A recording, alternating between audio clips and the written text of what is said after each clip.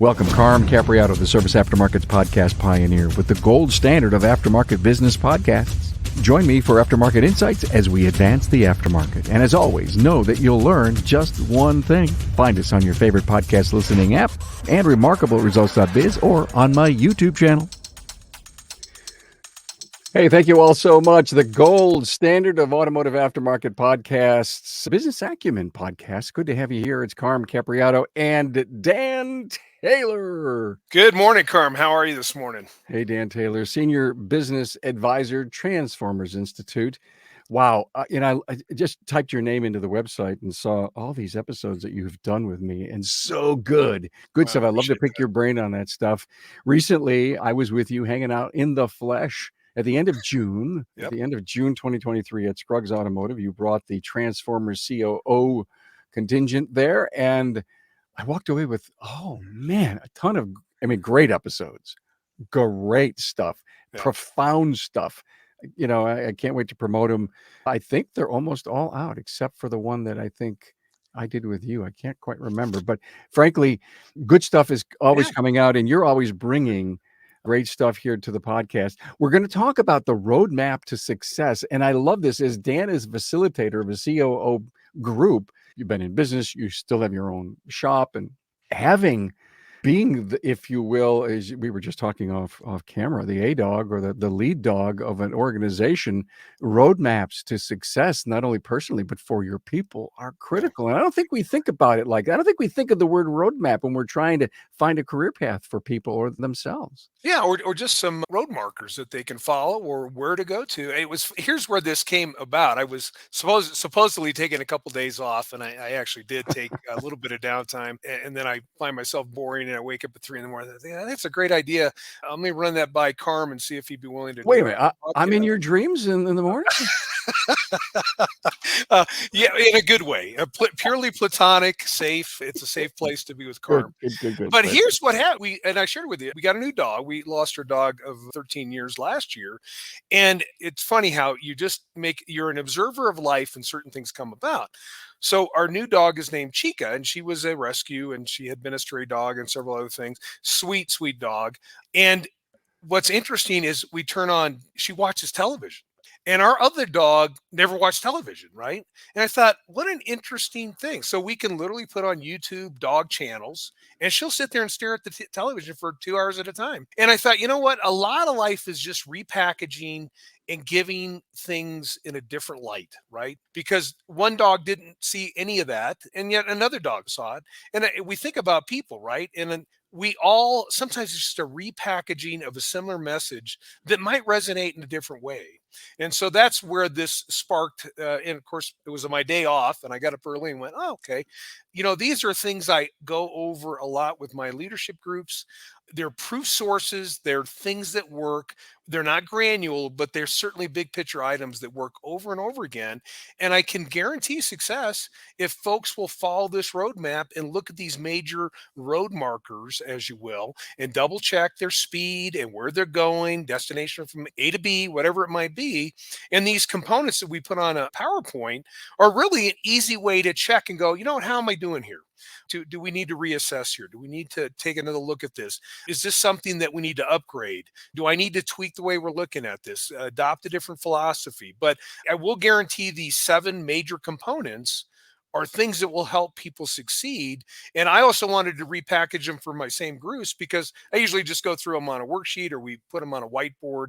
I'm actually at our meeting room, and we have a whiteboard we roll out. And I thought, you know what? I need to represent this in a different way, just like our old dog didn't see it, but our new dog does see it in a different light. So it's brilliant. That's the whole thought came from. Brilliant stuff about the dog watching TV. And when you talked about the word mile markers, or were they the mileage markers, road signs along the way, I've always felt, Dan, that every decade was something unique and different for me. And when you just said this, I thought a little deeper about that and realized that within that 10-year mindset decade, if you will, life map, career map, there were probably chunks of 2 or 3 years at a time where I was searching for goals or making big moves. And so it's not like it's the entire 10 years, but it's the chunks inside of those, if you will, decades or mile markers of time. And thanks for letting me rethink that. Yeah, I love the word picture. And a lot of times, if we look back at just the conversations that you and I have had, right? These major components do make a difference, right? Gross productivity, gross profit, protecting that, retention of key employees. And that's one of the things, in fact, the second slide. We also talked about dispatch, right? These things are right in front of us, but sometimes we need to have somebody else give us some different insight on it. Like you said, we sometimes look around and go, well, where am I at? And roadmaps are a great way to get recalibrated, right? To figure out exactly where you're at. This particular list that we have put together for everybody today, they can take a look at this and identify, okay, which areas do I need to focus on, right? I know I'm on the right interstate, I'm going the right direction. Are there some things I need to be aware of and dig into a little bit deeper? So look, Dan brought a PowerPoint, and every podcast we do on Remarkable Results Radio, the Aftermarket Weekly Show, and/or the Town Hall Academy, all 4 shows that we produce for you every week are on YouTube. And if you can't find that in the show notes, there's always a link to the YouTube channel, or go to Carm Capriato on YouTube and subscribe, and you'll get all this stuff. So Dan's going to speak to the PowerPoint slides, but if you want to actually watch us talk about that slide, just go to the YouTube channel, watch us on YouTube. Yeah. So there's our roadmap. And the other thing I would encourage folks, a lot of folks have followed this roadmap. And the other thing I can probably with a very high degree of confidence say, all these components, whether they're repackaged, everyone that has succeeded has followed these road markers, right? Or this roadmap. And so the first thing on that roadmap that we got to focus on is clients. And I'm always amazed that sometimes we don't track this like we should. Because one of the things I love about millennials and really anybody on millennial or X Gen or Z Gen is that they have a mindset of working smarter, not harder. Boy, I applaud that because I'm a grinder. I will outwork just about anybody. But as I've gotten older and speaking about roadmaps, I've passed third base in my career. I'm heading home. How can I pass on wisdom? But one of the things I pick up in my interaction with younger folks is their absolute love for working smarter, not harder. And I sure appreciate that. So retention wise, my goodness, we've got to do the things that we need to do to keep our clients, and we should measure that. We should measure it as a trend, right? And I know I track this with probably somewhere in the range of 300 stores around the country. There's different market variables. For example, Greg Bunch's shops that are in Colorado Springs, we have 34% military. There is going to be a constant turnover. In fact, statistically, the entire market of Colorado Springs or El Paso County, which is about 600,000 people, turns over every 7 to 10 years because people are moving in and out with their different assignments. So his retention on a really great year is maybe 65% or 70%. And then it will dip all the way down into the mid to low 50s. He's never going to be at a level where he's exceeded 80, 85, 90%. And there are shops out there that literally have a retention of clients that exceed 80 and 85%. And just think about how much easier it is on your business, how much easier it is on your technicians, how much easier it is really ultimately on your clients when there's already that relationship built, and all they have, it's like having a dentist or a doctor or someone else that we see for services on a regular basis. Stan's Automotive up in Louisville, Colorado, they have been in business, and there's obviously correlations between the length of time you've been in business and retention. They consistently run over 90% retention after 50 years. In fact, I went to their 50th celebration about a month ago. 50 years in business and 90% of their clientele. I encourage people to figure out how to measure that themselves, whether it's one visit every 12 months, one every 9 months. With the pandemic, it got a little bit out of whack. But again, just you want to measure that. And if you don't have a measurement now, figure out how to measure it and start trending that, right? And if it's floating around a little bit, that's normal. But if things suddenly get way out of whack and you look and you go, wow, we've dropped 10, 15, 20% retention, something has changed internally, whether it's marketing, personnel, something's different. So again, to me, one of the key things is let's keep our clients. Let's work smarter, not harder. Hey, look, if you earn your living in the automotive service aftermarket, Apex is for you. Now, if you attended Apex 2022, then you realize the incredible commitment that Apex has to the service professional shop owner and technician. Joe's Garage is your place to be with 10 working bays as you experience real live working conditions along with exciting demonstrations and the latest equipment presented.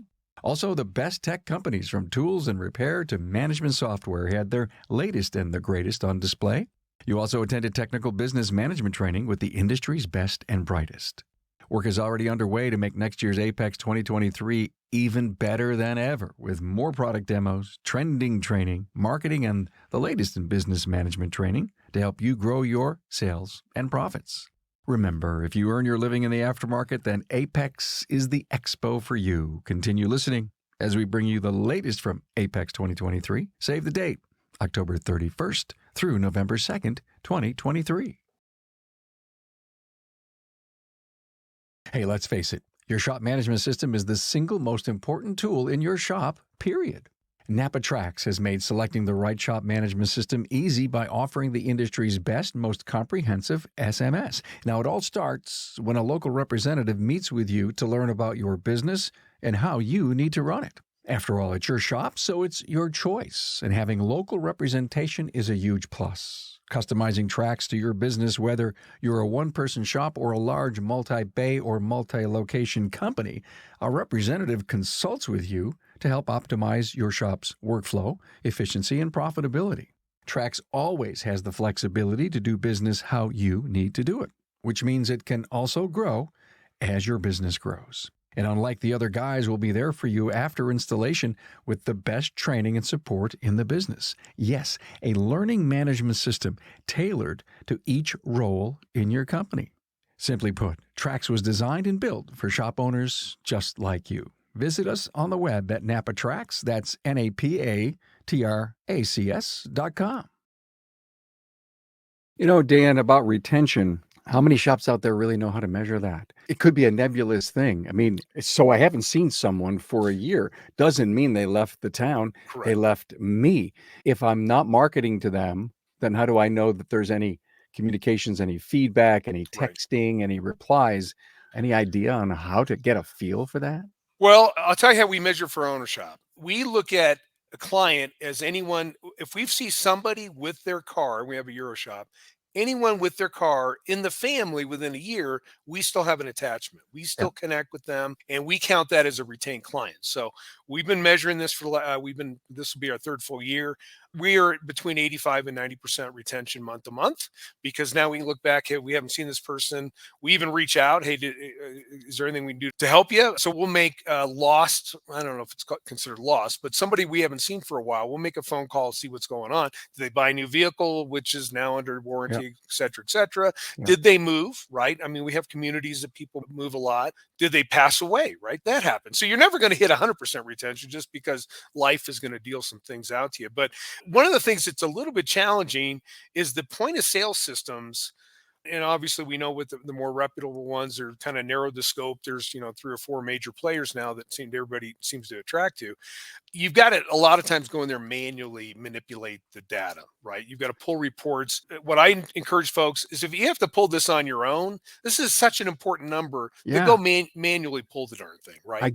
I totally get it. And I guess the point I'm trying to make is, you got to do a little work, and you got to put some passion into understanding your customers, and you can't take them for granted. And you have to say, well, this didn't work, maybe that will work, because I think retention can be one of the keys to growth, because you're marketing for new business all the time.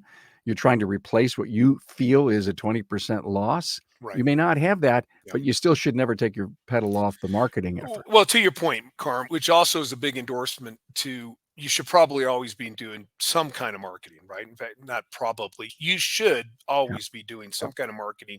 You will have loss of clientele no matter what you do. People move, they relocate, they get a different job, they buy a different car, they inherit a car. I mean, there's 50 things that could happen to them where you didn't do anything wrong. Life circumstances changed and they're no longer a viable client for you right now.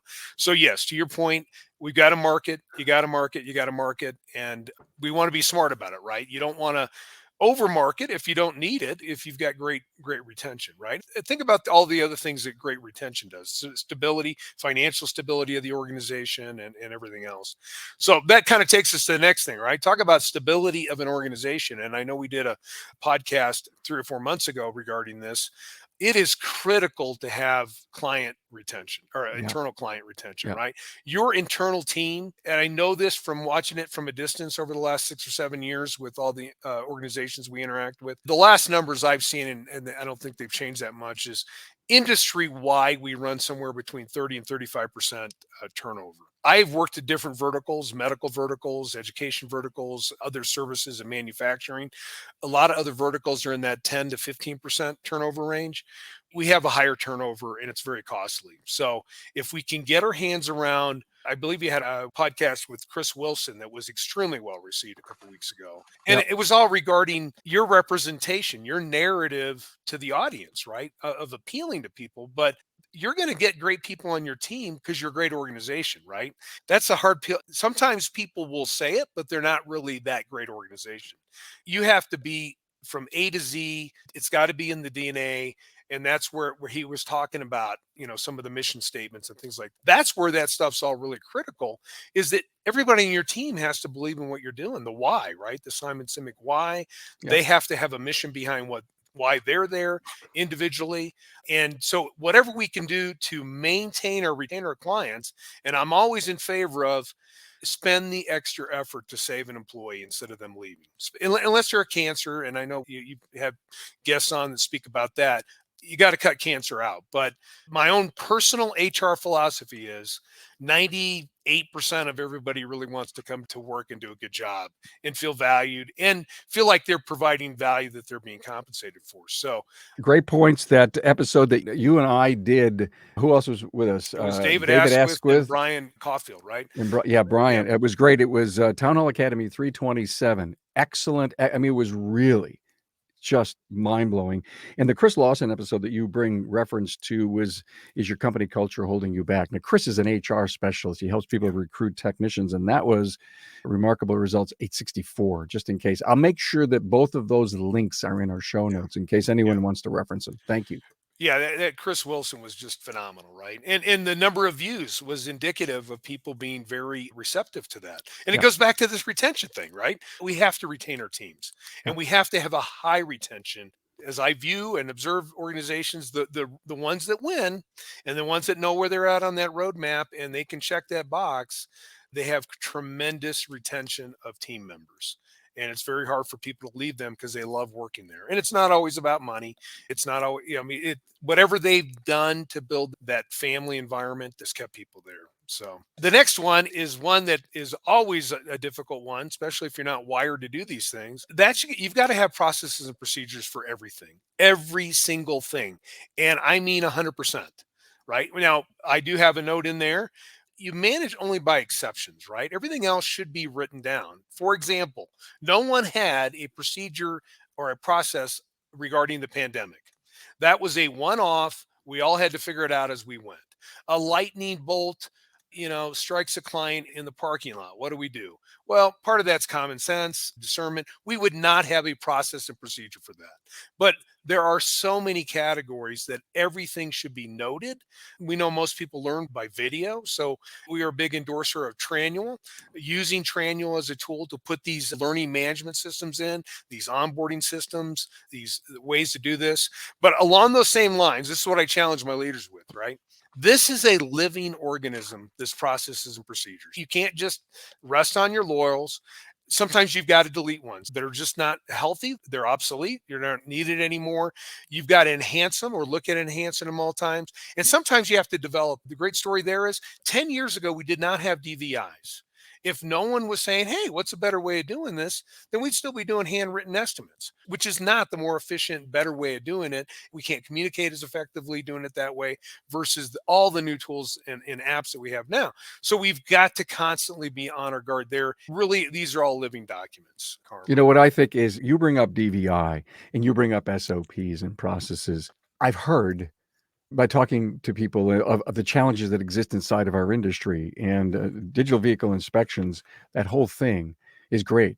Maybe 30% of the industry absorbed it, adopted it, brought it in, made it part of their business. But guess what? They didn't write a process around how it all should be done. And then what happens from this quote, quote, total estimate up to what does the service advisor do with it?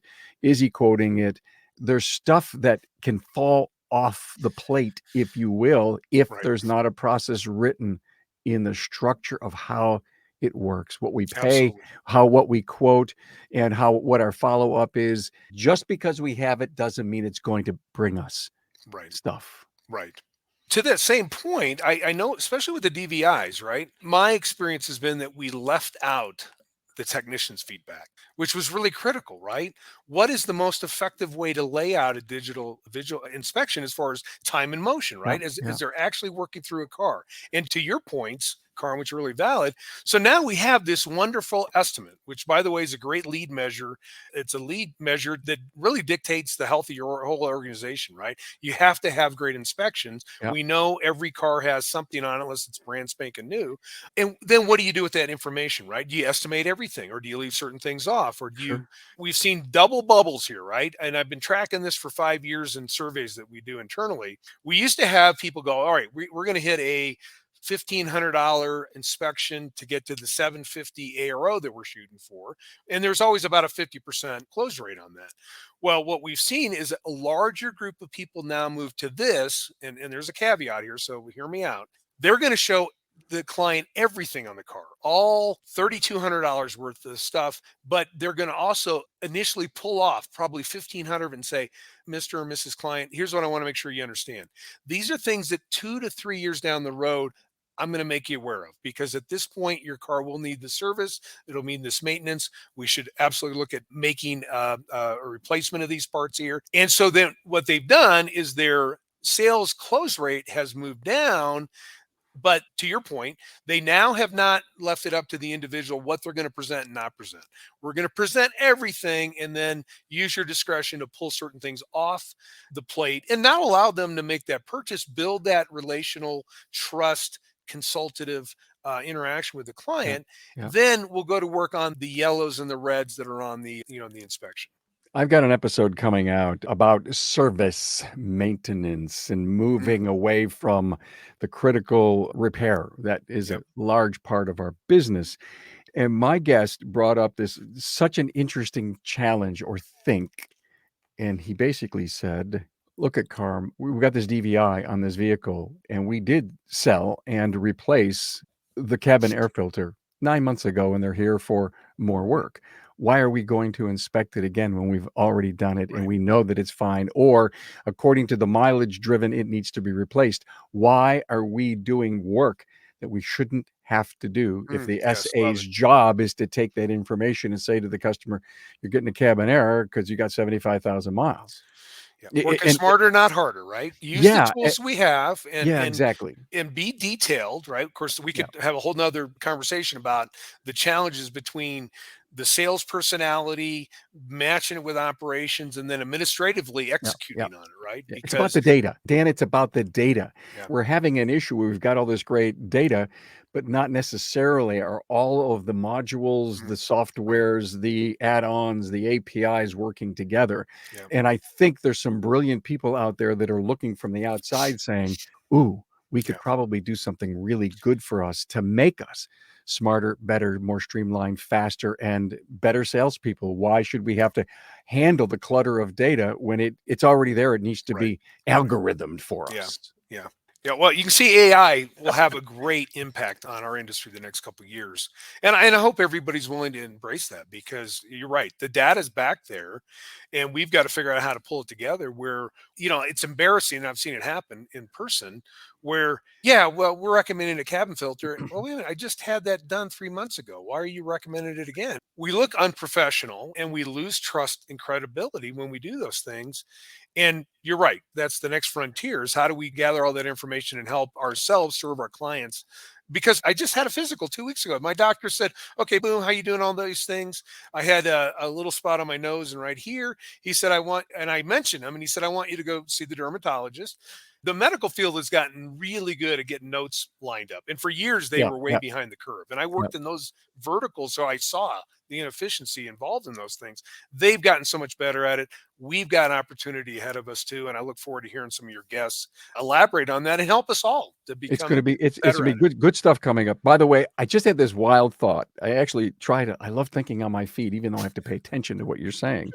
And I had this thought, we've got all this data inside of our computers. It's there. It's on our Yeah. servers. It's in the cloud. We go to Dan Taylor Automotive Repair Shop AI Cloud. It's my AI, not anyone's but mine. And I Right. say, Carm just came in with his car. They know my car. It's this car. And it says, what does he need? Hmm. Now, based on the last DVI, based on the miles driven from the last time, my AI could come up and give an outline to the DVI, the Hmm. technician, and say, please carefully look at this based on everything else that we've seen in the Absolutely. miles driven and based on how often these tires are rotated or the chassis. And I think it would be the coolest thing to have AI be a partner in the DVI and in the sales process. Absolutely. Without a doubt, right? We are, yes, absolutely, right? I just threw it in. It may not have anything to do with our roadmap to Well, success, but it's but an integral part of what we look yeah, at, right? Because when we yeah, get to these bottom three, when we talk about operational, the importance of having a smooth operation, as well as our interaction with our customers and the administrative wing, all that bleeds right into working smarter, not harder, which is exactly what AI is going to do for us. yeah, It already yeah, does it now, right? And people get freaked out a little bit like, oh my God, you know what? We've already been using this. Grammarly has been out for 2 decades, and I've been using that tool forever because I have dyslexia, right? I reverse things and when I'm writing them, and then also says, wait a minute, you need to move this here and this here, right? That does not offend me that the computer says, hey, there's a better way to write it because phonically I have some challenges as well as some dyslexia. And that's a very common thing where people, we're not known as the industry as a bunch of academic stud monkeys. And that's fine because all we have to really do is do a great job with clients and a great job with their vehicles and treat them in a humane manner and we can win, right? yeah, And we yeah. can win in a very professional way. I love your topic of AI. I know you had a previous podcast regarding that. And I think we need to stay on the forefront of that, right? With Yeah, different yeah, yeah, yeah. organizations, how can we use this tool? It is a little bit discouraging to hear only maybe a third. And I know you're very dialed into the entire market. If we only have a third of people using DVIs, we got to move that number, right? Shame This on is us. just an Shame on us. awesome I know. tool. Engage computers. That tool, it's a tool, right? It's no different than a hoe or a shovel or a fork doing yard work, right? I mean, you got to have the right tool, and it's the right tool to have. Every single day, I wonder where else can AI go? Hmm. And all of a sudden, based on all these newsletters and the stuff that I read on a daily basis, I found out in Europe, they have the first AI on the air radio station with an Wow. AI DJ. Yes. And they're And I probably am just going through data, right? And going, this is the most popular song. This is what we can say about it. you can clone someone's voice. You can stop for time and temperature and weather Yeah. and commercials for people. I mean, think about it. I find it fascinating. And where else will AI show up? To me, Brother, that's my daily crazy thought. Where else is we AI going to have come? got to trademark your voice before they try to duplicate you. I've already cloned my voice. I've already cloned my voice. Tracy and I, behind the scenes, are actually working on a few really wild. I'd like you to meet the AI Carm and then play it, Oh, and then that is see. awesome. We're playing around with that. And that would be so much fun for the listeners and Yeah. myself in case I was down for the Yeah. count. Yeah. And then here will be the difference ultimately, right? AI, they're nowhere close to figuring out emotions, and they're nowhere close to that crazy ADH mind you have where your mind's always Yeah, thinking of the next thought. yeah, They're not even close to ever getting to that yeah, spot. It really is data based, and that's where I want to reassure people. yeah, They're not going to be able to do things that they don't have data on that we wouldn't probably come to the same conclusion with. yeah. The other stuff is, whew, I'll probably be I know. long gone by the time we get to those Yeah, I categories. mean, but I can write 4 or 5 sentences and have my cloned AI voice read them Right. based on what I already told it or they learned from me. I taught it, right? Yeah, And so exactly. you're right about the passion. How well did I teach Hmm. it in the beginning and Right. how. But anyway, enough about that. Great Uh, sidebar. but you and And I it's going to always come go up more often, and you that's and I okay, always go right? crazy Yeah, places together, all that's right? all right. All right. So the next one was make money, right? And this is where I'm going to get on my capitalist. We are a capitalistic country. We were founded on risk taking, and it's not a dirty thing to make money. In fact, it's really critical to the stewardship of your organization, the financial health of your organization. No one wants to work for an organization that's unstable. And the way we bring that stability is that we make money and then we use those profits. One, we have to pay taxes. So even if somebody makes X amount, Uncle Sam has got his hand out. But we need to have cash reserves. We need to reinvest in equipment and software and all those things. So making money is okay. In fact, it's the entire country runs on that concept of us making money. We're capitalists. I'm proud of it. I don't want to be involved in another economic system. I love the fact that we reward people for being smarter, working smarter, being more efficient, being more gifted, whatever that is. Sometimes it gets a little out of whack. I just saw yesterday that they signed the $250 million, so What? $50 million a year. And I Oh, I think, missed it.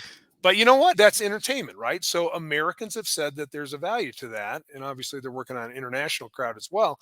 But that's a judgment call on mine. But everything else, minus some of these outliers with entertainment and some of those things, generally speaking, most of us are middle class folks trying to make a living and secure a better future for our kids as well as ourselves. And that requires making us money. And Yeah, it really saddens me. I want to overemphasize, it saddens me that people work so hard, but they did it for practice, that's or they right. bought themselves a job. Or somehow they don't feel that they should be making decent money when they decided to go into business to help people. And you know what? You are helping people, and they are willing to Absolutely. part with their money so that you can be Mhm. successful and find a retirement, pay for Which goes back college, to our have a nice mindset home. Yeah, conversation we had, right? yeah, It is yeah. about mindset. You need to be mentally okay with making money. And then whatever package you need to put it into, whether that's gifting it, whether it's building a stronger organization, whether it's compensating your people and helping them with their future, whatever that looks like, you got to be okay with making money. And we're here to make money. That's right. Good deal. Love All it. right. The next three I call, these are three controllables. I repackage them in a different delivery, but sales. We have to sell, right? We're in the relationship based business, right? And that's your terminology. I love it. We have to educate clients. And to your, you mentioned this probably 20 minutes ago. If we only fix vehicles, and there's some shops that do that, I've coached them and consulted them and visited them. It is really hard when all you do is fix broken stuff. If we want to work smarter and we really want to serve our clients better, we need to mix in maintenance, because 20, 30 years ago, and I was involved in this industry back then too, there was a lot of broken cars, and there's less and less broken cars. And we have to shift. The landscape moved. We have to move over to more maintenance. And here's my argument, and I am a tightwad beyond tightwads. Your vehicle is your second most costly asset. This is about asset preservation. My three vehicles average 16 years with over 200,000 miles. I am not buying a new car. I invest in my vehicles, obviously coming out of FedEx and some of the transportation.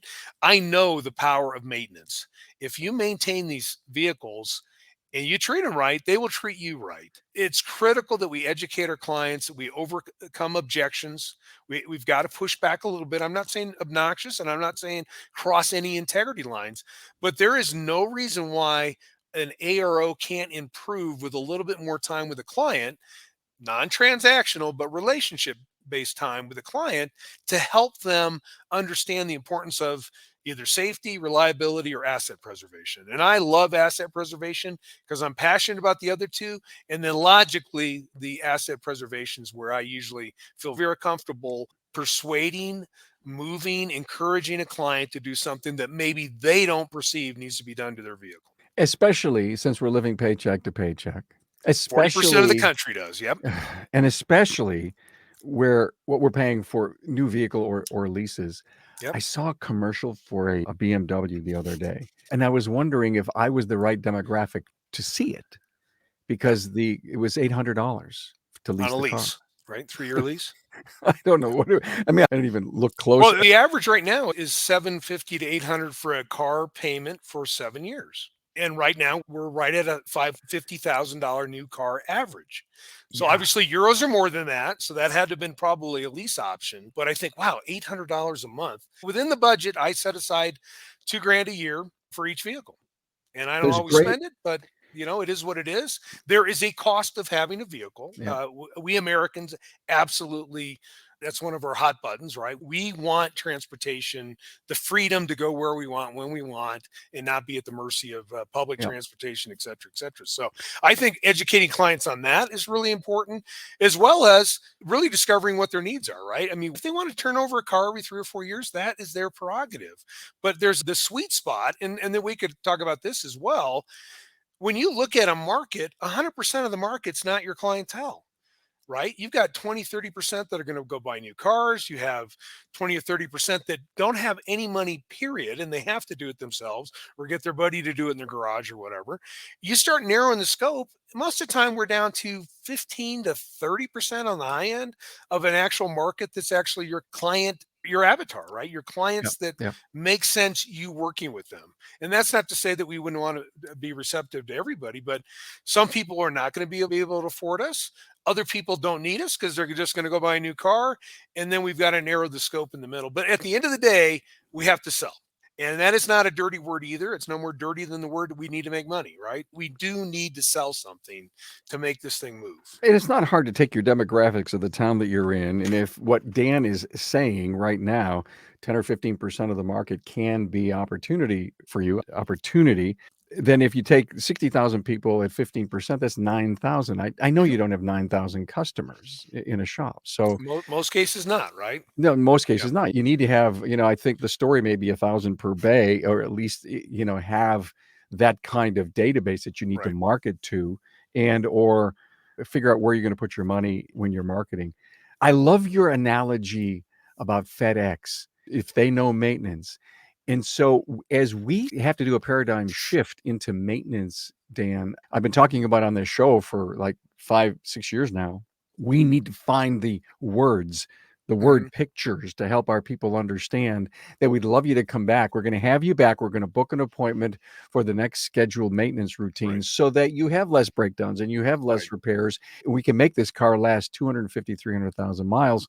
Right. And we learned all of this from FedEx. Whoa, now there's a picture. Believe me, they had data points. And I also worked for is still now the world's largest fleet maintenance organization. We had literally, tens of millions of pieces of equipment that we would track in multiple countries with multiple clients. So yes, maintenance, I've always been an advocate of maintenance coming out of the transportation world. We knew if you followed the maintenance intervals, you could extend the life of the vehicle and you would also avoid costly repairs. To your point, the narrative of trying to not scare a client, but educate them into understanding that Yeah. the repercussions of you choosing not to do this, the consequences could be this is a $5,000 repair instead of a $195 flush. And trying to package that where we're not trying to intimidate them, scare them into doing something they shouldn't do. And the good news is most of manufacturers already publish that stuff. I mean, to my knowledge, right? They've got their maintenance intervals, and that's why the dealerships, just roll that out, and they basically they take the order, right? It's We gold for us. It's yeah. gold. It's already there. We just need to have the proper AI, if you will, to take the manufacturer suggested, our suggested, Mhm. because we probably know better than some of the OEs do when it comes to dropping, transmission fluid on a CVT where they say 100 and the rest of the world says 50. So Mhm. we have to blend what we know we need to do, what they recommend, the miles the car has on it. And I think we're going to evolve. I think Yeah. we're going to have more service maintenance lanes or bays and less repair. But our diagnostic opportunities are going to go up because of the complications of the vehicle. I think I would agree with that. we're And going to they're do a going to be whole a lot lot more. more technical than they Yeah. are. Yeah, Yeah. absolutely. No, you're We need spot on. mechanical people, but we also need people that are going to do the routine service maintenance work. Anyway, don't mean to go off track again, but very healthy conversation. Thank you. Yeah, you're welcome. So our last 2 points, the next one is operations. And I apologize if that doesn't come. It looked better when I put it together, but we need to have productive technicians, right? Which is, if you look at the lag measure slash, integrated KPI of effective labor rate, our most costly thing is labor. If we don't manage that, we don't win. We don't go back to number 4 on that other list of making money. You will lose money if you're not productive. I specifically use the word productive for 2 reasons and not efficiency. Efficiency is per job, production is hours produced, the hours you were there. The reason why I go down that track is it's much easier to measure. And psychologically, it makes sense. If I'm a technician and I'm there 8 hours and I still banked 7 hours, I feel like I had a pretty good day, right? Yeah, yeah, Minus, yeah. the complications of what goes on in the shop and the part didn't show up and blah, blah, blah. If I bank 10 hours, I feel great. You can be 200% efficient in the morning and 50% productive for the day because you sat around all afternoon. That does not help an organization win, and it doesn't help the individual win as a team member. So we have to have productive techs. We know that kind of the golden standards are about 85% for general repair, roughly 100% for Euro. You get into specialties, you should be over 110% because you've really narrowed your scope. And a lot of specialty shops will carry some inventory because they've seen the same models over and over again. So Yep. that's really important. Quality assurance. My goodness, if you want to blow up a shop fast, you'll kill yourself if you are having comebacks nonstop, right? We know the industry level. And by the way, our definition or my definition, and I always ask people what it is, it's whatever the customer had to come back for because it's their Hmm. perception that matters, not ours. And then you can dig into the numbers after that. So quality assurance is key. And then also a smooth operation, right? Some of the most productive slash efficient slash proficient shops I've ever seen, everybody's calm. They're not running around with the chickens like chickens with their heads cut off. So you can measure all those things. Just go look at them, right? And that's another part of this roadmap is we have to have productive folks. And this came out of the dispatch conversations, right? I did some Yeah. follow-up surveys on that. Guess what?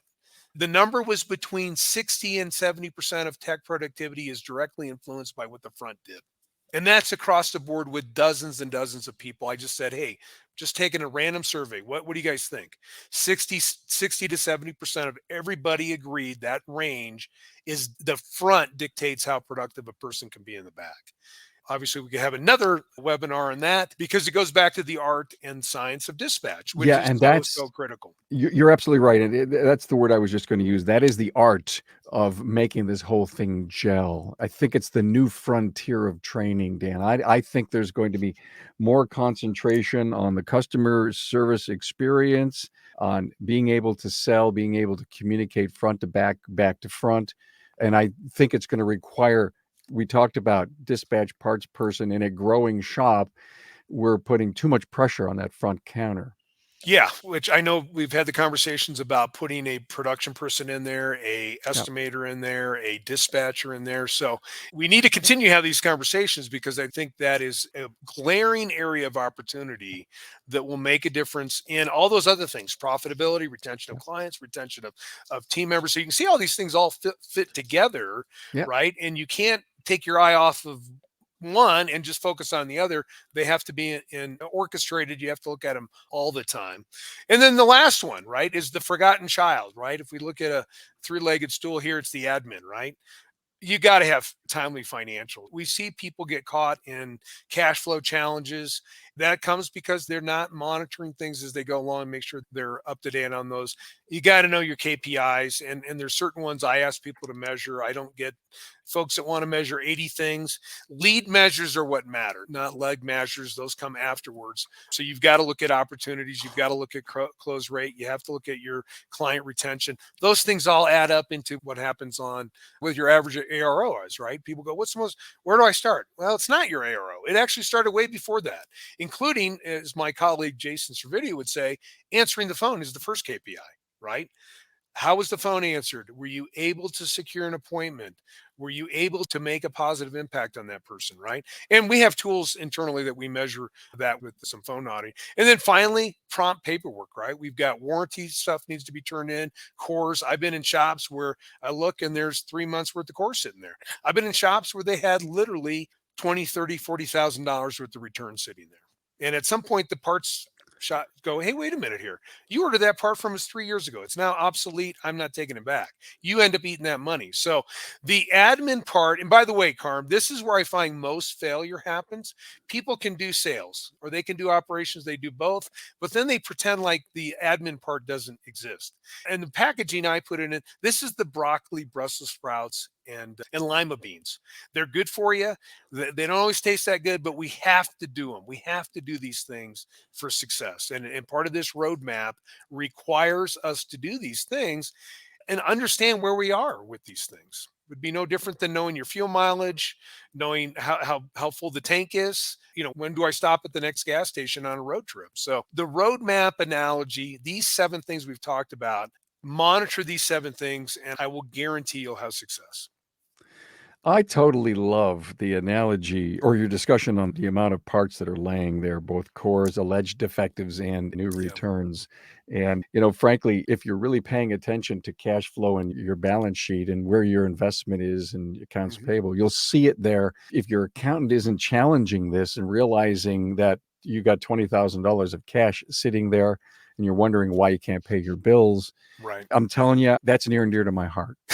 Thank you for bringing They that all up. go together, don't they, Carm? Like Oh all yeah, these things yeah. are It's a they're all spider web. intertwined. It's a Yeah, spider web, yeah. if you will, of connectivity that, if you will, goes into the center and gives you a great company, a great wealth stream, good pay for your Mhm. people, standing in the community, a peer in the industry that people care to hear about what you have to say.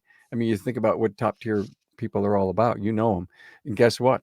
They're still working every day to get better. Absolutely. Yeah, You know that. it's a never ending, right? You don't arrive. You never arrive, and you got to be okay with that. Never arrive and never quit. Thank you for bringing me this, the roadmap to success. I think it was excellent points. I think we can all learn a ton of things from this. All of Dan's great points will be in the show notes in case you just want to get them, pull them, look at them and say, I love these 10 key points that Dan said. I'm going to go out and bust my hump and work on that. So Perfect. Dan Taylor, wow, Transformer, Senior Business Advisor. Thank you so much for bringing me this. I know we can advance the aftermarket with this Absolutely. kind of We're good gonna. I stuff. appreciate you being a champion of that, Carm. The more I get to know you and have over the years, I can't. From everybody, thank you for the continued efforts and desire and passion to make a difference. And we're making a difference. And thank you. I appreciate So it. here's how it works. You're sitting there with a burning idea and you'd love to come on and share it. Dan picks up the phone, he emails me, he says, I got a great idea. What do you think? We flesh it out. He sends me notes. I get the PowerPoint, we do the show. So anyone Yeah. who may be listening that has something, you can be Dan Taylor too. But don't duplicate me. It'll make the world No, you could be not like such a Dan. good place. But You could be like Dan Taylor. there we Hey, go. hey, buddy, thanks so much for this. Thank you, Appreciate it. Carm. Have a Honored. great day. You too.